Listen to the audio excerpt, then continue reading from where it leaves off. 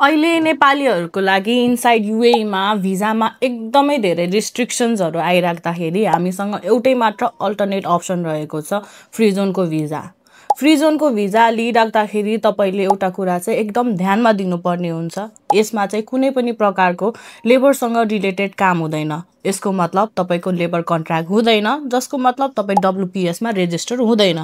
यसले चाहिँ के इफेक्ट गर्न सक्छ भने इन केस तपाईँ कुनै एउटा कम्पनीमा जानुभयो र त्यो कम्पनीले तपाईँलाई टेम्पोररी लेबर कन्ट्र्याक्ट गर्छु भन्दाखेरि चाहिँ तपाईँको लेबर कन्ट्र्याक्ट हुँदैन।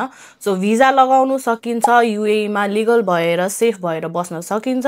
तर इन केस फ्युचरमा तपाईँको लेबर कन्ट्र्याक्टहरू चाहिन्छ, तपाईँले लेबर कन्ट्र्याक्टहरू कम्पलसरी गर्नुपर्ने हुन्छ भने तपाईँको लागि चाहिँ यो भिजा होइन।